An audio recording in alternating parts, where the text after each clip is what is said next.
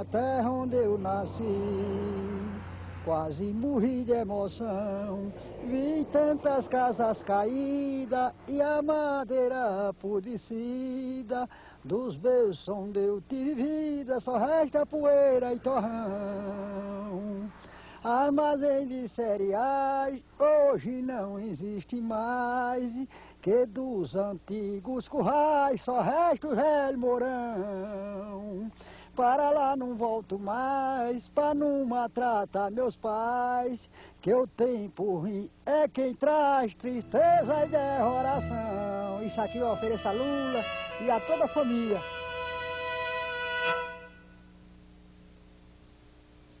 Muito obrigado. Muito obrigado. Muito obrigado por vocês existirem, porque sem vocês eu não seria ninguém e não teria chegado aonde eu cheguei.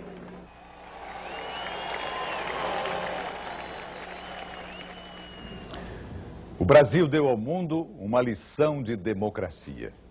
Mais de 90 milhões de eleitores foram às urnas e não houve nenhum incidente grave em todo o país. 5 horas depois de iniciada a apuração dos votos, o candidato eleito já era conhecido. Ninguém questionou o método, nem o resultado da eleição.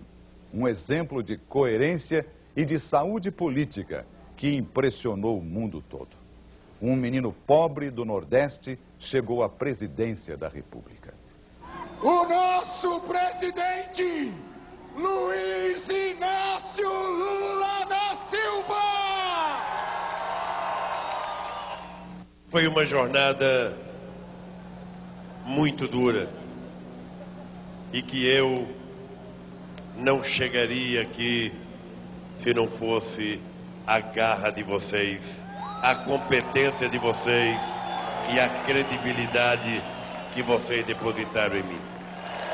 Quero agradecer às mulheres e aos homens deste país que fizeram com que a esperança derrotasse o medo nessa campanha de 2002. Eu estava dizendo a vocês que até agora as coisas foram fáceis. O difícil vai começar agora. Eu sempre comparo a política com o casamento. Quando a gente está apaixonado, que a gente quer casar, a gente senta com a nossa namorada e a gente fica alimentando os nossos sonhos, discutindo o que a gente pode fazer. E a gente casa.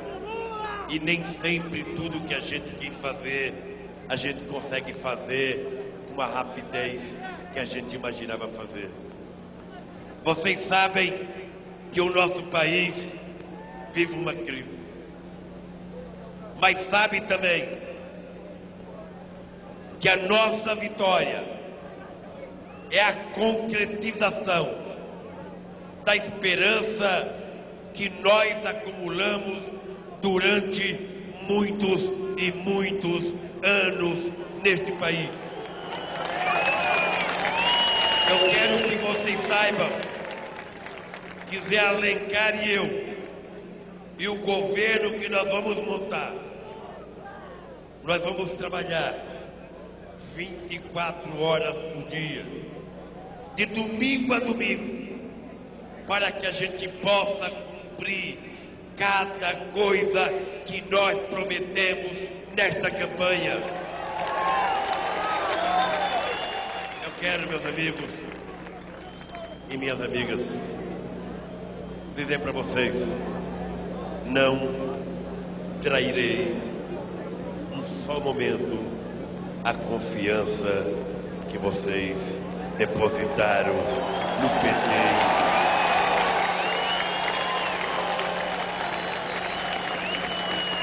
Aconteça o que acontecer, vocês serão a minha referência. Se um dia eu cometer um erro, pode ficar certo que eu não terei nenhuma dúvida de ir para a televisão pedir desculpas ao meu povo pelo que eu errei. Mas quero dizer para vocês que vou fazer o esforço maior que um ser humano pode fazer para que a gente possa fazer o nosso povo voltar a sorrir, devolver a alegria, devolver a esperança, fazer a economia voltar a crescer, gerar a riqueza para gerar os empregos que tanta gente precisa nesse país. Eu quero terminar porque aos 57 anos o coração vai ficando mais cansado e eu quero dizer para vocês muito obrigado.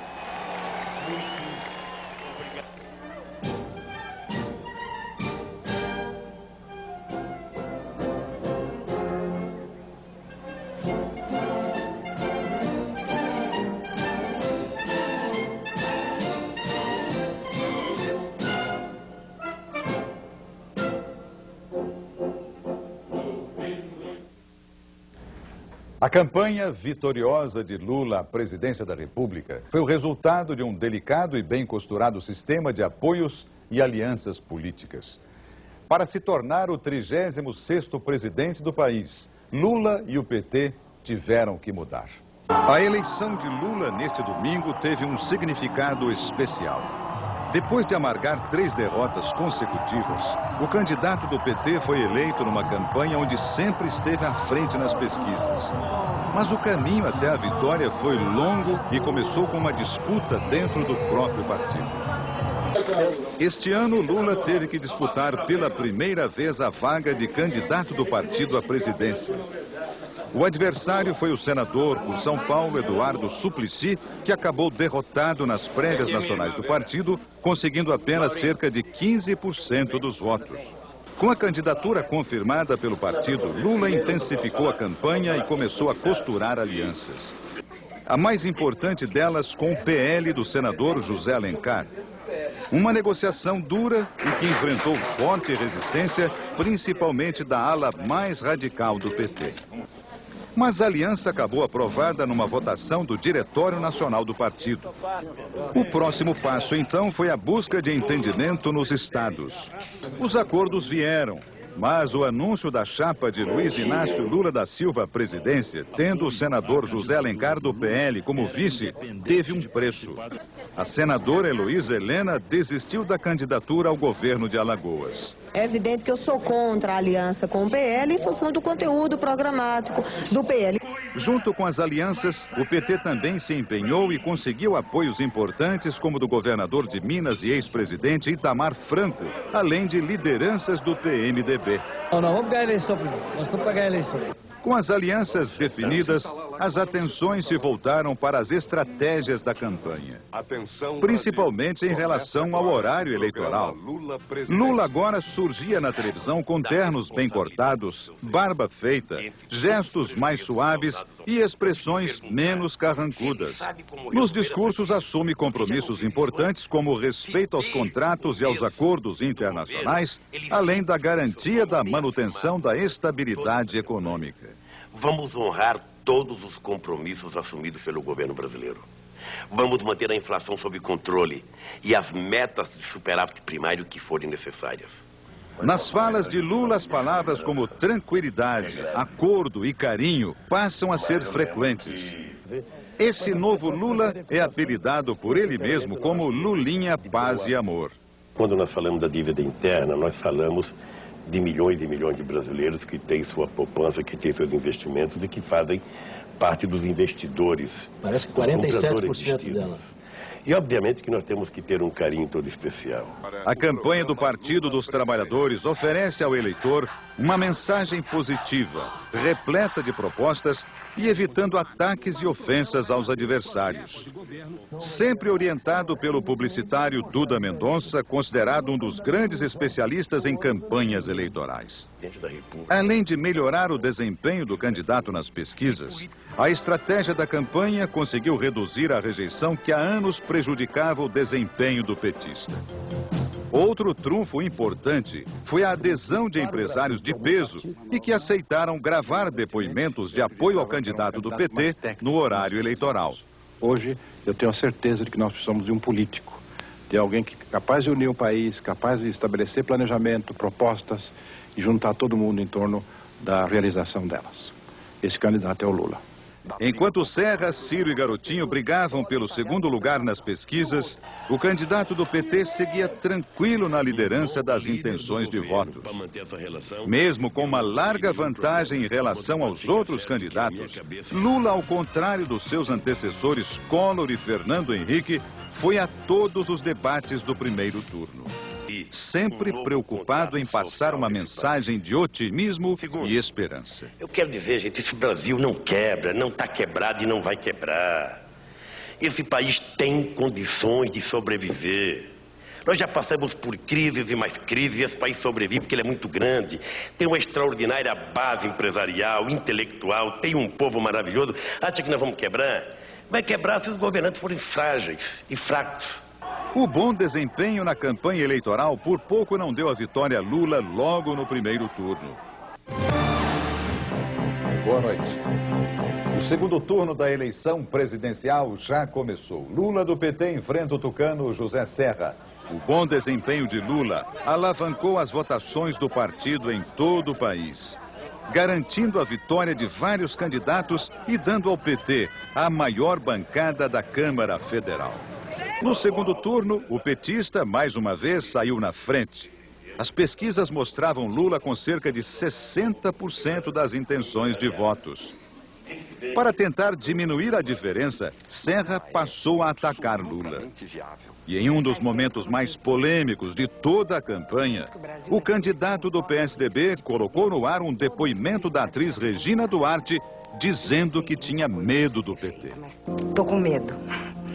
Faz tempo que eu não tinha esse sentimento. Porque eu sinto que o Brasil, nessa eleição, corre o risco de perder toda a estabilidade que já foi conquistada. Os ataques a Lula não tiveram efeito e até ajudaram a consolidar a liderança do petista, que foi também conquistando a confiança de setores que antes não enxergavam com bons olhos. Eu nunca votei no Lula, né? Então, mas agora eu achei que não dá medo, não. A gente não sabe o que será o governo, mas os sinais que a gente tem é de que possivelmente nós vamos poder participar, poder ter voz e lutar para ver o mercado crescer, gerar riqueza, gerar emprego. O candidato do Partido dos Trabalhadores acabou mantendo uma larga vantagem em relação a Serra durante todo o segundo turno, até conquistar a vitória neste domingo.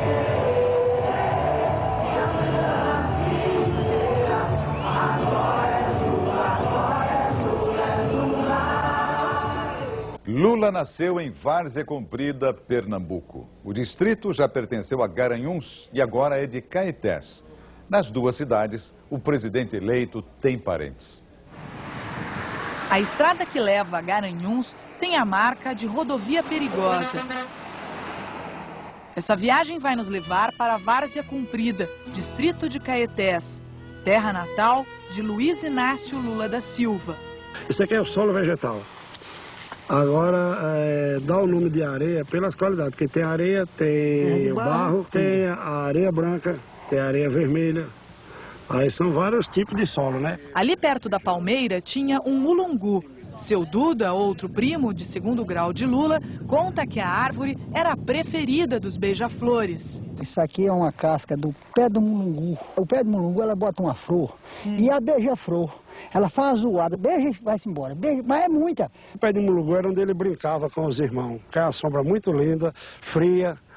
Pensa numa sombra fria, a sombra do pé de mulungu. Seu Duda também revela como Lula e a criançada quebravam o coquinho. Isso aqui se botava a pedra aqui, ó, e esse coco com outra pedra. Olha, tá aqui a bolinha do coco, ó. Como pra você ver? Isso é bom? Bom, bom, não ofende ninguém. Isso é obra da natureza, criada, Deus fez. É gostoso. A casa onde Lula nasceu não existe mais. O primo Zé Moura nos levou até o sítio de Dona Maria. A construção é típica da região e recebe o nome de Meia Água por causa do telhado. Se você ver ou pegar todas as casas daquela época, era assim, era a meia água, que a gente chamamos que é a casa que cai água para um lado só. Aí tem essa parte aqui que é a sala, tem aquela lá que é o quarto, essa parte lá onde entra para o quarto. Essa parte aqui da frente é onde ficava a cozinha. Aqui só andando abaixado. Aqui você para passar de uma porta para outra, só passa abaixado. O 8º filho da família Silva teve uma infância difícil. Trabalhava na lavoura, não frequentava escola e o pai tinha deixado o Agreste para tentar a vida na cidade grande. Dona Eurídice ainda viveu no sítio durante 5 anos. Depois, também migrou para São Paulo, fugindo da fome e da seca. Deixar o Pernambuco na década de 50 não era fácil para nenhum nordestino. E para a família de Lula também não foi diferente. Depois de vender o sítio e andar 1 quilômetro, eles chegaram até este casebre, que na época era uma mercearia. Aqui ficaram esperando durante um dia o caminhão de pau de arara. Perto daqui fica o sítio de outro parente de Lula. Dona Corina tem cartaz do sobrinho bem na fachada. Ela nos recebe de lenço na cabeça e sorriso largo. Sempre cuidou das crianças e lembra que Lula era o mais obediente dos filhos do irmão. Bom menino. Era bom menino. Ele era, ele era do trabalho dele, do estudo, né? Obediente à mãe e o pai, né? Era bom menino. Quem era, né? Pra ser hoje, não é? Aí a gente fica... A senhora tem orgulho? Tem. Lula demorou mais de 30 anos para voltar a Garanhuns. Na campanha de 89, lá estava a tia Corina, junto da parentada. Quando Lula percorreu o Brasil com a caravana da cidadania, mais uma vez passou por Garanhuns e reencontrou os Silvas. Lula também passou pelo restaurante de Zuleide, que não é Silva, mas tem orgulho do conterrâneo. Ela só esteve 3 vezes com Lula e foi suficiente para ganhar um lugar de destaque no restaurante. A simplicidade, o caráter, né? Lula é assim, uma pessoa muito inteira, é um homem assim, muito íntegro, muito honrado. Eu acho assim, a gente tem que admirar, eu admiro as pessoas quando são assim. João não tem Silva no nome, mas também é primo. Seguiu o rastro da família de Lula e também migrou para São Paulo.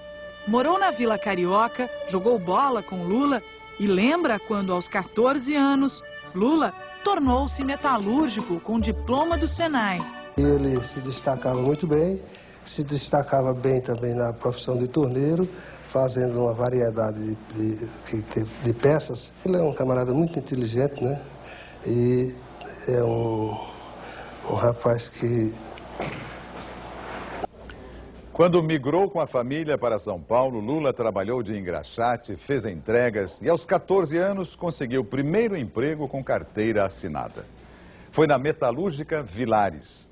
Pelas mãos do irmão mais velho, Frei Chico, Lula ingressou no Sindicato dos Metalúrgicos e virou o maior líder da classe trabalhadora no Brasil. Dão hoje uma demonstração de que se alguma coisa tiver que mudar nesse país, vai mudar a partir dos metalúrgicos do ABC. Foi num palanque montado num pequeno estádio em São Bernardo do Campo que os brasileiros conheceram Luiz Inácio da Silva, o Lula. Olha a hora de parar! Todo mundo para outra vez! Era o final dos anos 70. O Brasil vivia sob a ditadura militar. Não havia eleições diretas para a presidência. Presidente do Sindicato dos Metalúrgicos de São Bernardo, Lula levou a categoria à greve em pleno regime militar. A história de Lula começava a fazer parte da história do Brasil. Lula nasceu no sertão de Pernambuco. O pai deixou a cidade quando Lula era pequeno e veio tentar a sorte no sul. Sem notícias, a mãe de Lula, Dona Eurídice, decidiu seguir a mesma trilha. Vendeu o pouco que tinha, pôs os 8 filhos num caminhão pau de arara e depois de 13 dias de viagem chegou a Santos. Descobriu que o marido tinha outra família. Entre os meninos de Dona Eurídice, Lula era o caçula. Começou a ser alfabetizado com 10 anos de idade. Muito cedo, começou também a trabalhar para ajudar no sustento da casa. Ele carregava a roupa de um tintureiro, entregava roupa, ele engraxava sapato. Mais novo ainda, ajudava eu a vender tapioca, aquelas coisas lá que a gente vendia na saída da barca lá em Santos, lá para tentar ganhar alguma coisa. Ele sempre teve uma atividade vinculada ao trabalho, desde pequeno. Então era uma situação muito difícil. Não era todo dia que tinha carne para se comer, não. Já na região do ABC, Lula foi trabalhar como metalúrgico. Fez curso técnico como torneiro mecânico. Virou diretor do sindicato no início dos anos 70, por influência do irmão Frei Chico, que era metalúrgico e militante comunista. Mas Lula não se interessava por política partidária. Lula gostava nesse período de dançar, de jogar bola, essas coisas, né? Ainda sem barba, Lula começava a ocupar espaço no sindicato. Antes da barba, o bigode. E um apelido que não pegou, mas que os velhos companheiros do sindicato não esquecem. No começo era Taturana, porque tinha um bigode bem avantajado quando ele ainda trabalhava na Vilares e veio para cá. Quando as greves estouraram, Lula já era o presidente do sindicato. O líder sindical que desafiava os patrões e o regime militar e entusiasmava pessoas como Hermílio, um dos milhares de metalúrgicos que lotavam as assembleias do ABC. Eu lembro que era uma massa total, muita gente mesmo, e helicóptero rodando em cima da cabeça da gente, com metralhadora apontada para baixo, sabe? E a gente ficava meio emocionado por ver tudo aquilo e saber que lá em cima do palanque tinha um homem muito corajoso. Mas aqueles não eram tempos românticos. Naquele tempo não havia nada de romântico. Havia sangue, havia dor, havia separação para sempre, havia, sobretudo, dificuldade de encontrar um caminho certo e de ver a luz no fim do túnel. Nós todos andávamos à procura, à busca. Em 1980, Lula foi preso. O regime decidiu intervir no sindicato. Lula foi solto depois de 31 dias e recebido com festa na volta para casa. Vou continuar brigando, primeiro, para restabelecimento da democracia desse país e vou continuar brigando para que os trabalhadores conquistem aquilo que eles reivindicavam e que o governo não entendeu, patavina nenhuma, que os empresários não entenderam. Lula se aproximou de intelectuais e de brasileiros que voltavam do exílio com anistia. No início dos anos 80, liderou a criação do PT. Para surpresa de muita gente, Lula queria ser mais do que um líder sindical. Ele tinha uma tal desconfiança da política estabelecida, dos políticos dito, entre aspas, profissionais, etc., que eu não imaginava que ele fosse por esse caminho. Eu achava até que ele poderia vir a ser um líder revolucionário, mas não necessariamente um político. E a mudança dele para a política, que foi gradual, foi realmente uma excelente surpresa para mim. Na segunda parte do perfil de Lula, você vai ver que o caminho do Sindicato dos Metalúrgicos do ABC à presidência da República foi longo. E teve derrotas e vitórias nas urnas. A estreia de Lula como candidato aconteceu em 1982. Ele disputou o governo de São Paulo. O PT engatinhava e, com uma plataforma radical, Lula tentava se diferenciar dos políticos tradicionais que disputavam a eleição. De camiseta, o Lula de 82 dava assim o seu recado no final do debate entre os candidatos daquele ano. Eu gostaria de aproveitar esses 5 segundos antes da Lei Falcão para dizer uma coisa que já tomou conta do PT. O nosso número é 3. Então, companheiro trabalhador, vote no 3, porque o resto é burguês. Lula perdeu a eleição, mas 2 anos depois, lá estava Lula no palanque. Ele liderou o primeiro comício da campanha que reivindicava a volta das eleições diretas para presidente. A mobilização pelas diretas já reuniu 4 milhões de pessoas em comícios com gente de todos os partidos. Em qualquer discurso que nós possamos... No palanque, Lula conviveu lado a lado com políticos experientes, mas a emenda das diretas não passou no Congresso. A primeira grande vitória de Lula com o PT veio na eleição para a Assembleia Constituinte. Ele foi eleito o deputado mais votado do país, com 650 mil votos. O grande salto veio nas primeiras eleições para presidente em 89. Lula foi para a disputa, sem medo de ser feliz. Era o slogan de Lula na campanha. Sem medo de ser feliz, quero ver chegar. Lula lá, brilha uma estrela. Veja, nós vamos suspender o pagamento da dívida externa. Lula surpreendeu políticos tradicionais e chegou ao segundo turno contra Fernando Collor. Mas a imagem do líder sindical ainda assustava os patrões. Empresários prometiam deixar o Brasil se Lula ganhasse. Havia também resistências fortes na classe média mais conservadora. Eu costumava dizer nos palanques, porque as pessoas me perguntavam, que a classe média tinha medo de mim. E eu perguntava, o que é ser classe média? É ter uma boa casa, ter um carro, geladeira, televisão, ir à praia de domingo, tomar uma cervejinha, almoçar num restaurante de vez em quando com a família, jantar? Ora, isso é para todo mundo. Nos últimos dias de campanha, Lula cresce e encosta em Collor, que liderava todas as pesquisas. Collor recorre a ataques contra a vida pessoal de Lula. A chance de vitória de Lula escapa no último debate. O deputado do PT, no dia 29 de dezembro de 85, concede uma entrevista à Folha de São Paulo e diz assim: Lula defende até a luta armada. Eu sou contra a luta armada.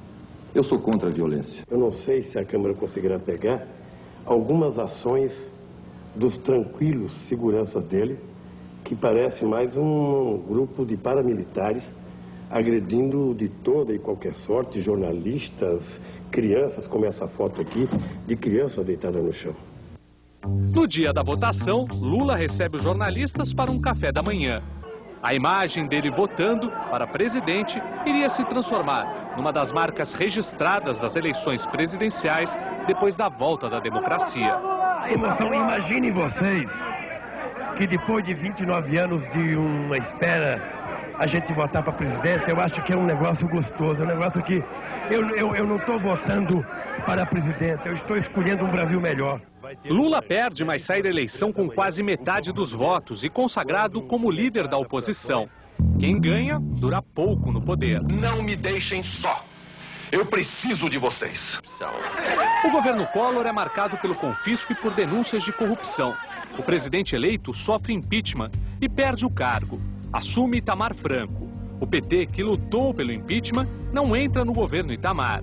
Lula embarca numa caravana pelo interior do país, que pavimenta sua nova candidatura à presidência da República.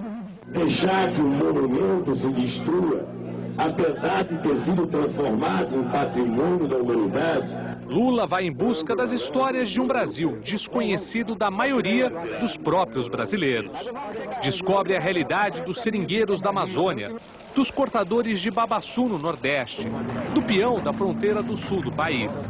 Lula discursa nas missões do Rio Grande do Sul, nas aldeias indígenas e percorre o Rio São Francisco.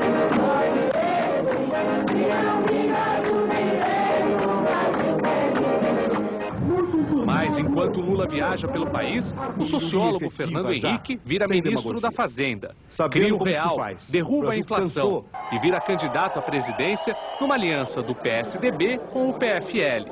O PT menospreza o poder do real. Você corre o risco de ter um plano apenas para efeito de eleições. Lula, que no início da campanha era o favorito, assiste à ascensão de Fernando Henrique, impulsionado pela nova moeda. Antigos aliados na luta pela redemocratização, Lula e Fernando Henrique disputam a presidência. Eles aumentaram exageradamente os preços, né, e aumentaram o que não deviam aumentar, porque ficou uma exorbitância a comparação ao poder de compra de salário mínimo. E eu acho que só tem duas alternativas: eles reduzem o preço ou se aumenta o salário. E o que o senhor tem a dizer? Não, eu acho muito bom, porque se o Lula pensasse sempre assim desde antes, nós tínhamos avançado mais. É melhor antes tarde do que nunca. Fernando Henrique vence, prometendo estabilidade e o fim da inflação que atormentava os brasileiros. Começa a era FHC. Tá na sua mão, na minha mão, na mão da gente, fazer de Fernando Henrique nosso presidente. Entre uma campanha e outra, Lula organiza o PT e faz o que mais gosta: passar horas conversando com os velhos amigos de São Bernardo. O bar de um ex-metalúrgico é um dos pontos de encontro. Aí ele fala para a Divina assim: Divina, faz a chuleta, mas põe 2 ovos aí para mim, certo? Ele vem, você vê a família, os companheiros. Com os amigos, pouca política e muita conversa sobre futebol. Corintiano, Lula, quando criança, queria ser jogador. No time de várzea, era um talentoso meia-direita. Já como político, no time do PT, ainda buscava o melhor lugar no campo. O técnico era um técnico que muito esquerdista. Me colocou para jogar na direita. Eu fiquei distante do povo. Então eu não pude render o que eu tinha direito de render. O time dele não gostava de perder. Mas em 98 a derrota já era anunciada. Lula foi de novo candidato e perdeu no primeiro turno a disputa para a presidência. Fernando Henrique é reeleito. O PT descobre que é preciso mudar. Na quarta tentativa de chegar à presidência, Lula escolhe um empresário como candidato a vice de sua chapa. A campanha ganha o reforço do antigo marqueteiro de Maluf, Duda Mendonça. Na propaganda, poucos ataques e muitas propostas. O candidato entra na onda, Lulinha, paz e amor. O Lula, o movimento sindical, o PT se adequou aos novos tempos. Lula lidera a campanha desde o início. Recebe adesões de empresários. Promete um governo de crescimento e entendimento. Como dizem alguns colegas nossos da academia, justamente, é verdade que do ponto de vista rigorosamente ideológico, digamos, uma proposta mais radical de socialismo, etc., o Lula desbotou. É o verbo que se costuma usar. Quer dizer, o Lula desbotou, não está mais aquele vermelho radical, etc., né? Mas isso não significa que os princípios, que é o que realmente importa, os princípios tenham mudado. Recentemente mesmo, nesses últimos programas, entrevistas, ele tem dito que para quem quer uma sociedade mais fraterna, mais solidária, mais justa, tem um parentesco muito próximo, e no caso dele sanguíneo mesmo, com o socialismo, com os grandes ideais e os princípios do socialismo. Enquanto os adversários brigam pelo segundo lugar, Lula lidera nas pesquisas. Mas apesar da grande vantagem, a vitória não acontece no primeiro turno. A onda vermelha que varre o país dá ao PT a maior vitória eleitoral da história do partido. O PT elege a mais numerosa bancada de deputados da Câmara Federal e dobra o número de senadores. Ainda elege 2 governadores no primeiro turno. Lula começa as 3 semanas de campanha para o segundo turno com boas notícias. Recebe o apoio dos 2 principais candidatos derrotados, Antony Garotinho e Ciro Gomes. A campanha petista bate na tecla da mudança. O Brasil, de ponta a ponta, mostrou claramente nas urnas a sua vontade de mudar. 76% dos eleitores brasileiros votaram a favor da mudança, a favor do Brasil. O adversário de Lula, José Serra, diz que a vitória do petista poderia colocar o Brasil no caminho da Argentina e da Venezuela, 2 vizinhos marcados pela crise e instabilidade. Os tucanos tentam explorar o medo do desconhecido com Lula na presidência. Eu tenho medo. Como Regina Duarte, eu também estou com medo. Medo de não poder dizer que estou com medo. Com larga vantagem nas pesquisas, Lula prefere muitas viagens pelo Brasil e apenas um debate. Para acalmar o mercado, que vive a turbulenta mistura da alta do dólar, aumento de juros e risco de inflação, Lula se reúne com empresários, promete autonomia operacional para o presidente do Banco Central e regras claras para o mercado. Um ambicioso projeto retorna à agenda política do país, o pacto social entre trabalhadores e empresários. E eu sei que não posso errar. Qualquer um pode errar. Eu sei que eu não posso errar. Lula sabe que hoje encarna a esperança da maioria do povo brasileiro que deseja mudança. Sentimento presente nos 60 comícios que Lula realizou ao longo desta campanha e confirmado no voto que transformou em realidade o sonho do operário que queria ser presidente da República. Um sentimento que emocionou Lula no comício que o petista realizou no dia 1º de outubro, aqui em São Bernardo, onde tudo começou. O gesto tão ou mais simbólico do que ganhar a presidência da República é a gente provar a quem quer que seja uma frase que eu disse em 1979, que ninguém nunca mais ouse duvidar da classe trabalhadora.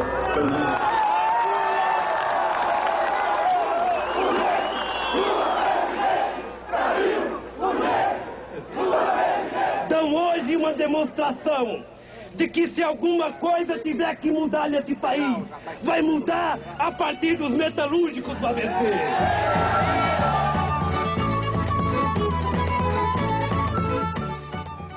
O PT agora vai deixar de ser oposição para se tornar governo.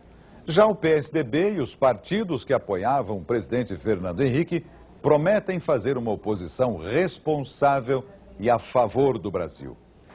Não tivemos êxito na eleição presidencial, mas somos um partido de grande responsabilidade pública, seremos oposição, uma oposição que não precisa reafirmar, uma oposição que não significa ser do contra.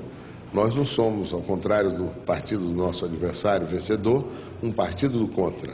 Nós somos um partido político que, em certas circunstâncias, foi governo, é governo, e, em certas circunstâncias, foi e é oposição, construindo convergências e os melhores caminhos para o Brasil. O Lula vai enfrentar um quadro aí muito sério, que é uma crise de confiança aí nos mercados financeiros, em cima do Brasil, precisa restabelecer essa credibilidade. Agora, a credibilidade no sentido financeiro não se faz assim em termos apenas de declarações, de vontades, é preciso de providências concretas. E espero que haja uma relação muito fértil com o Congresso Nacional.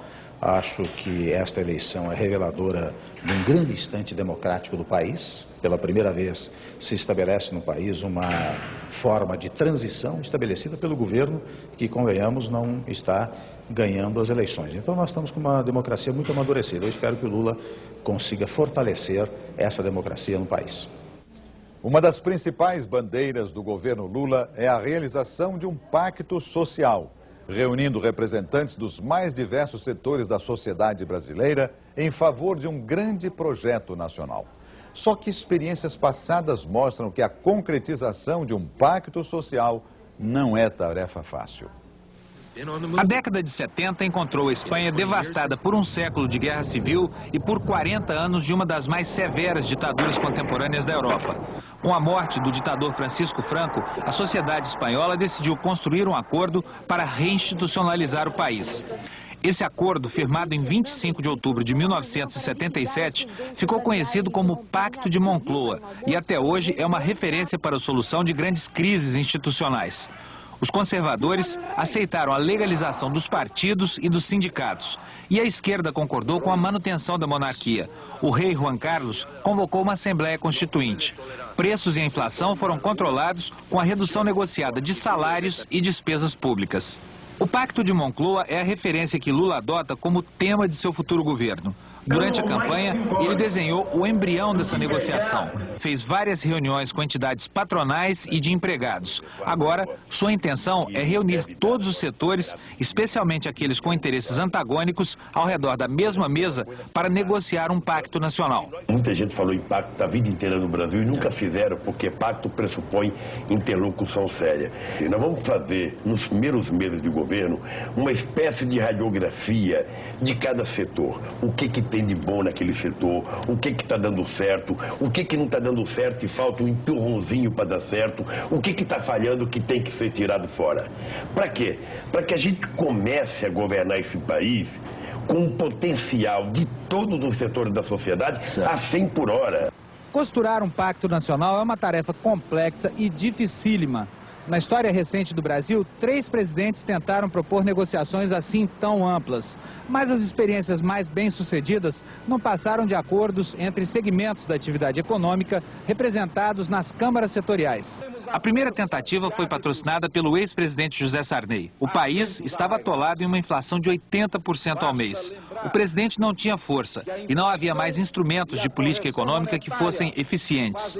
Coube ao então ministro Mailson da Nóbrega gerenciar toda a confusão que se criara. E, segundo ele, não havia nenhuma alternativa a não ser pactuar com a sociedade um mínimo de condição de governabilidade. Naquela época, nós vivíamos um período hiperinflacionário, sem instrumentos para enfrentá-lo. O Ministério da Fazenda não tinha nenhum instrumento, o orçamento estava liquidado, a taxa de juros não exercia o seu papel tradicional. E o presidente Sarney, que conduzia essa liderança com muito sacrifício, com muito denodo, ele não tinha nenhuma força política. Fernando Collor também tentou negociar acordos setoriais, mas foi só durante o curto governo Itamar Franco que as negociações efetivamente avançaram. Foram especialmente produtivas para a indústria automobilística, que conseguiu reativar a produção e gerar empregos. Paulo Pereira da Silva, o Paulinho, era um dos sindicalistas que comandavam negociações em nome dos empregados nas câmaras setoriais.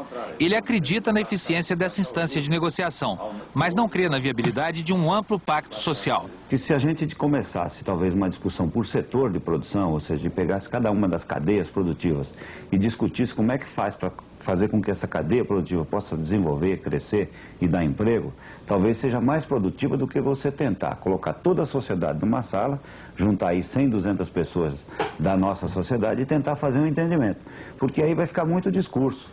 O sociólogo e historiador Roque da Silva, um dos coordenadores da campanha petista, explica que o formato da negociação começa a ser definido em dezembro. Ele acha que todas as condições estão criadas e a sociedade está madura.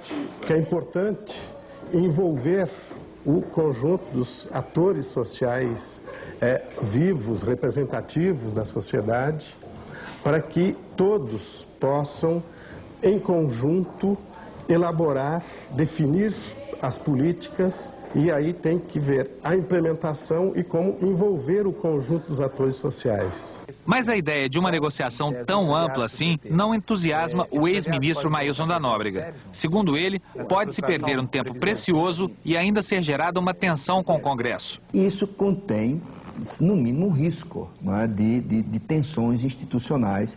Por exemplo, recrutar um grupo de pessoas da elite escolhidas, não se sabe por que critério, para discutir questões nacionais, e em que medida isso será um instrumento de pressão para que o Congresso aprove aquelas medidas, porque o Congresso tem uma representatividade muito maior, porque ele foi escolhido pelo povo.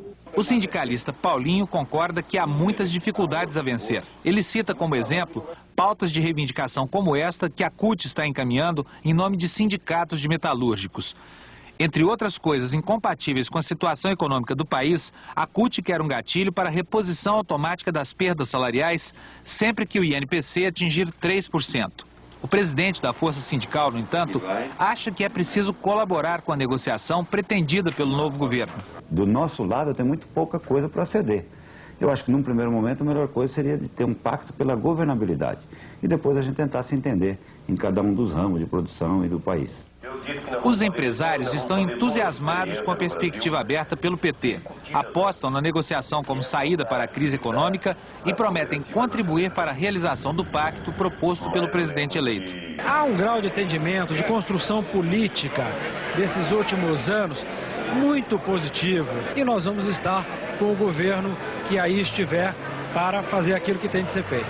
Um presidente da Silva. Faça um teste. Dê uma olhada na lista telefônica ou pesquise no lugar onde você trabalha. O que mais tem no Brasil é Silva. Até presidente já teve com esse nome. Arthur da Costa e Silva e Jânio da Silva Quadros, assim como Lula, faziam parte da enorme família Silva do Brasil. O significado vem do latim: floresta, mato, selva. A origem é portuguesa, mas foi do outro lado do oceano que o nome virou sinônimo de povo. Meu nome é Marcelo Silva Domingos. Meu nome é Leila de Lourdes da Silva. Meu nome é José Ricardo Silva. Meu nome é Wilton da Silva Vieira Júnior. Meu nome é Rafael da Silva. Meu nome é José Pereira da Silva. Este é um dos poucos brasileiros que conhecem detalhes do próprio nome. Professor de filologia, ciência que estuda a língua, José explica que o Silva surgiu quando os judeus convertidos ao catolicismo abandonaram o sobrenome de família para escapar da Inquisição. Comum na Península Ibérica, veio para o Brasil junto com os portugueses e se popularizou quando os escravos passaram a adotar o nome dos donos. Esses dois fatores fizeram com que, no Brasil, o nome Silva se tornasse mais frequente do que em Portugal, seguramente, do que na Espanha, com certeza. O Brasil nunca teve o cuidado de somar o número de pessoas registradas com este nome. Mas ao conferir a quantidade de páginas que os Silvas ocupam nas listas telefônicas, é fácil garantir que não há outro sobrenome mais comum no país. Só para se ter uma ideia, apenas aqui no Rio, quase 2.600.000 pessoas carregam o Silva na certidão de nascimento. O sobrenome é tão popular quanto democrático. Faz parte da vida de pessoas anônimas, mas também de famosas. No esporte, um dos nossos maiores ídolos se chamava Ayrton Senna da Silva. O lendário Lampião dos livros de história foi registrado Virgulino Ferreira da Silva.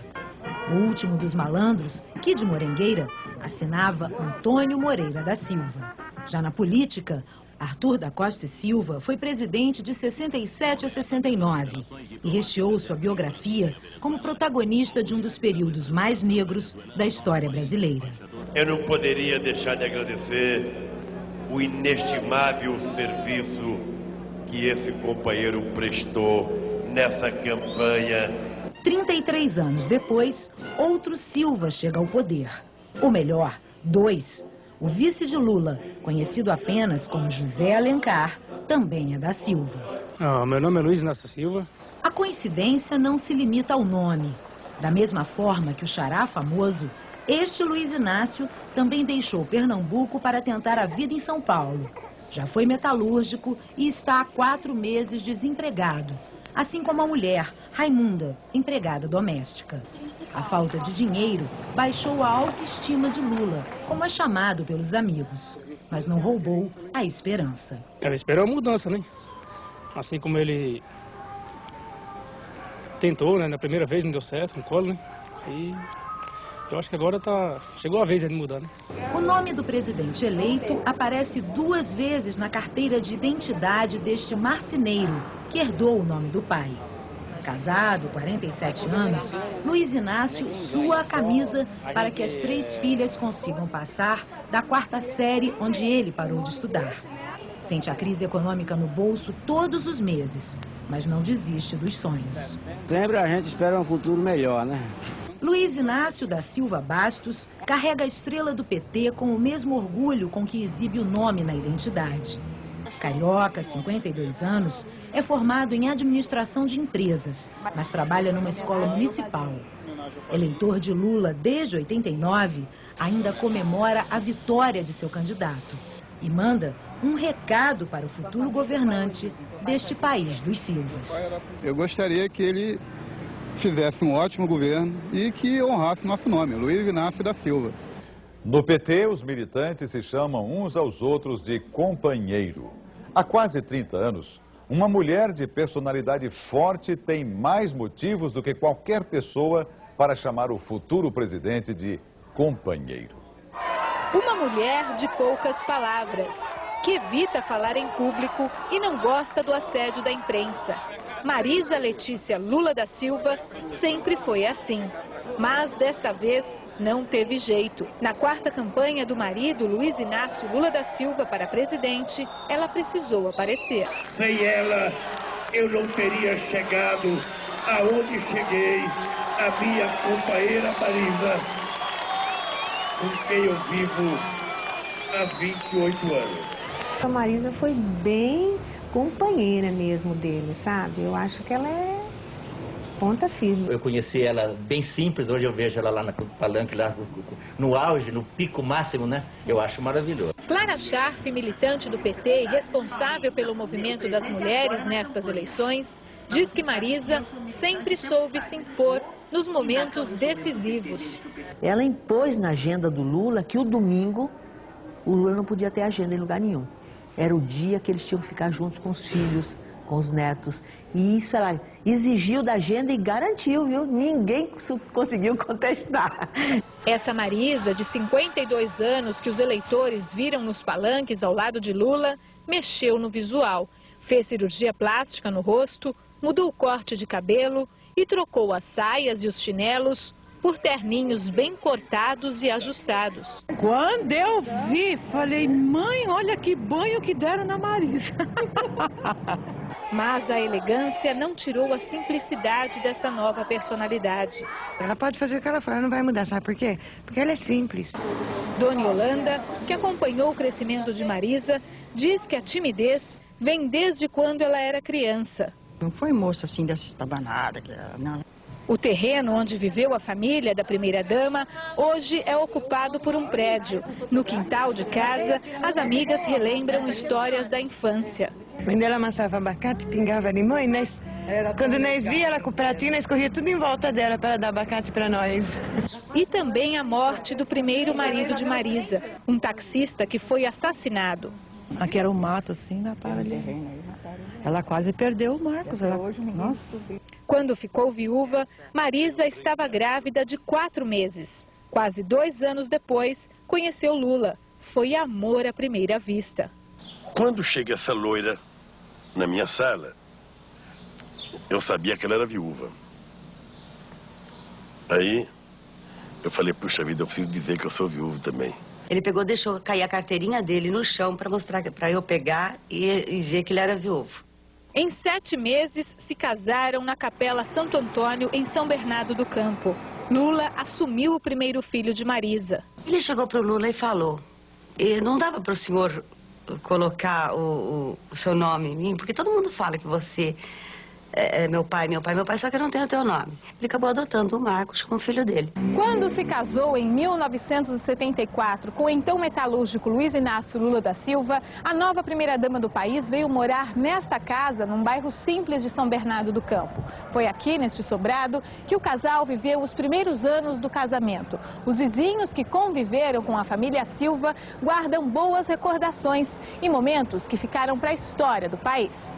A ditadura militar e a prisão do marido sindicalista marcaram a vida não só do casal. Chegou um carro, encostou aqui como vocês encostaram, saíram uns caras com uma metralhadora. Os meninos dele eram pequenininhos ainda. E a gente não pode intervir, né? E os meninos começaram a chorar e ele foi embora. Foi muito triste. O que o senhor imaginou naquele dia? Eu calculei que ele ia acabar com a vida dele. Né? 31 dias depois, Lula foi libertado. Marisa se rendeu às entrevistas, do jeito dela, simples, com a criançada em volta e sotaque de interior. Eu acho que ele deve fazer o que ele gosta, o que ele quer. Então eu apoio ele em todos os sentidos. O que ele decidir, eu estou com ele. Apoio que Clara Scharf presenciou em muitas situações difíceis. O fechamento do sindicato, aquela coisa toda, eles ficaram sem ter onde reunir. Ela não teve dúvida, em casa ela afastou os móveis assim no canto, explorou, depois então o sindicato vai ser aqui, na casa. Marisa sempre frequentou o comércio, o supermercado e as feiras do bairro onde moravam. No restaurante, a confirmação da simplicidade de Marisa. Mais do que isso, uma dica para os futuros cozinheiros do Planalto. Eles gostam de arroz, feijão, bifinho que seja, a chuleta que eles gostam e um ovinho frito, não pode faltar. O mestre Cuca lá em Brasília, pode ficar sossegado, o cliente é excelente, não faz reclamação. Lula diz que o senador José Alencar não será um vice-presidente, mas um parceiro no comando da nação. A aliança entre o presidente operário e o vice-patrão é mais uma novidade que Lula introduz na história política brasileira. O sorriso no rosto é a marca registrada de José Alencar Gomes da Silva. E não é para menos. Nascido na localidade de Tamuri, município de Muriaé, Minas Gerais, o 11º de uma família de 15 filhos chegou longe. Já se vão mais de 50 anos desde que o então jovem de 18 anos abriu seu primeiro negócio. Uma loja de tecidos em Caratinga, montada com dinheiro emprestado do irmão mais velho. O mais novo, Antônio, que sempre trabalhou junto com José Alencar, não esquece os tempos de dificuldades em que os dois tinham que morar em um pequeno quarto nos fundos da loja por falta de dinheiro para alugar uma casa. E nós somos de uma origem muito simples. E ele conseguiu fazer uma mudança extraordinária na vida e conquistando pontos quase que inacreditável para um homem. A prosperidade de José Alencar é mesmo inacreditável. Atualmente é um dos maiores empresários do país, dono de um patrimônio que inclui 11 indústrias têxteis em 4 estados brasileiros, que estão entre as mais modernas do mundo. Neste escritório em Belo Horizonte, José Alencar comanda todos os seus negócios, mas esta mesa de trabalho dele tem ficado ocupada somente 2 dias na semana. Nos outros, sai o empresário, entra o senador José Alencar, que fica em Brasília. O Senado foi o início da vida pública de José Alencar, que foi eleito com quase 3 milhões de votos. Agora, aos 71 anos, chega à vice-presidência da República. Eu não tenho nenhuma necessidade material a ser atendida pela vida política. Ao contrário, eu me realizo realizando alguma coisa. Se eu puder realizar alguma coisa que seja realmente de interesse do país, eu me sinto realizado. Tanto sucesso não surpreende o seu Honório. Amigo e secretário particular do senador há mais de 40 anos, o sentimento dele é um só: orgulho. Antes dele ser senador era Dr. José Alencar. Quando ele se elegeu senador em 98, senador José Alencar. E agora, como vice-presidente da República Federativa do Brasil, vai ser senhor vice-presidente. Com a simplicidade de todo bom mineiro do interior, o vice-presidente eleito, José Alencar, brinca ao comentar suas atribuições no novo cargo. Como Lula vai viajar muito, mas é aqui mesmo, no Brasil, ele não se ausentando do país, eu não vou assumir. Então eu posso, quem sabe, morar por aqui mesmo, ou em Poços de Caldas, sei lá, ou na minha terra, em Itamuri, não sei.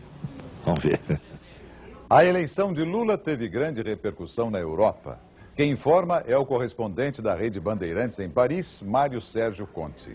A onda vermelho, verde e amarela chegou à Europa.